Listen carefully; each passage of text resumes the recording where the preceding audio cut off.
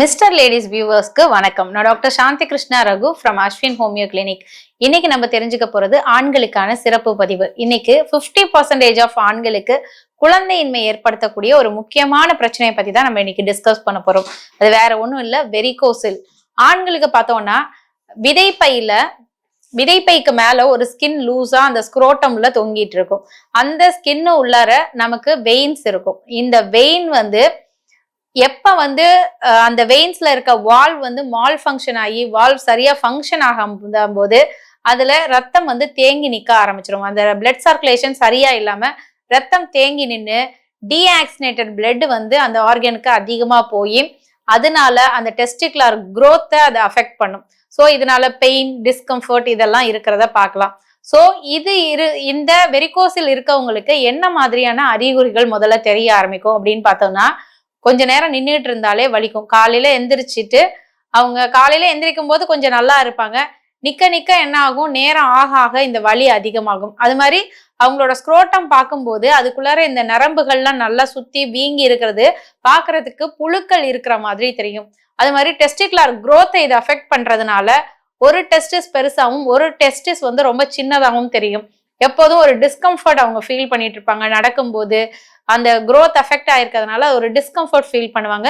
இது மட்டும் இல்லாம இது குழந்தையின்மையை ஏற்படுத்தும். டெஸ்டிகுலர் growth அஃபெக்ட் பண்ணும். ஸ்பெர்ம் ப்ரொடக்ஷன் அஃபெக்ட் பண்றதுனால விந்தணுக்கள் உற்பத்தி சுத்தமாவே கூட இல்லாம போகலாம். ஸோ அதனால குழந்தையின்மை காஸ் பண்றதுக்கு ஒரு முக்கியமான காரணமா அமையுது. ஸோ இந்த மாதிரி வெரிகோசில்னால உங்க வீட்டுல யாராவது பாதிக்கப்பட்டிருக்காங்க அப்படின்னா அவங்களுக்கு நிரந்தரமா இந்த வெரிகோசில் பிரச்சனைய சரி பண்ண வேண்டியது ரொம்ப ரொம்ப அவசியம். ஏன்னா இதோட காம்ப்ளிகேஷன் பார்த்தோம்னா புவர் டெஸ்டிகுலர் growth, அது மட்டும் இல்லாம இன்ஃபர்டிலிட்டி. ஸோ அதனால குழந்தையின்மையை ஏற்படுத்த வயசான பெரியவங்கன்னா அவங்களுக்கும் அந்த வலி அதனால கஷ்டப்படுவாங்க. ஸோ அதனால நம்ம என்ன பண்ணணும்னா இதை அலட்சியம் காட்டாம இதை நிரந்தரமா சரி பண்றதுக்கு அற்புதமான மருந்துகள்லாம் ஹோமியோபதியில இருக்கு.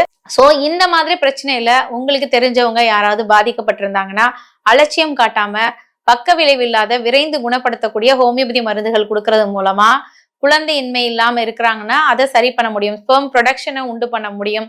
ஸோ அந்த சுருண்டு இருக்கக்கூடிய அந்த நரம்புகள் வால்வ் சரியா ஃபங்க்ஷன் பண்ணாம சுருண்டு இருக்கக்கூடிய அந்த வால்வ்ஸை சரி பண்ணி அந்த வெயின்ஸை சரி பண்ணி திரும்ப அதுக்கு ரத்த ஓட்டத்தை உண்டு பண்ண முடியும். ஸோ அதனால டெஸ்டிகுலர் growth திரும்பவும் உண்டாகி ஸ்பெர்ம் ப்ரொடக்ஷன் உண்டாக ஆரம்பிக்கும். ஸோ குழந்தையின்மையை கம்ப்ளீட்டா சரி பண்ண முடியும்.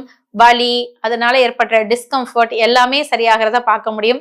அந்த வார்ம்ஸ் மாதிரி இருக்கிற ஸ்ட்ரக்சர்லாம் கம்ப்ளீட்டா மாறுறத பார்க்க முடியும். ஸோ இதுக்கு அற்புதமான பக்க விளைவில்லாத மருந்துகள் இருக்கு அப்படிங்கிறத எல்லாருக்கும் தெரியப்படுத்துங்க. இதனால பாதிக்கப்பட்டு குழந்தை இல்லாம இருக்காங்கன்னா உடனே இந்த வீடியோவை அவங்களுக்கு ஷேர் பண்ணுங்க. மீண்டும் ஒரு நல்ல பதிவுடன் உங்களை சந்திக்கிறேன். நன்றி.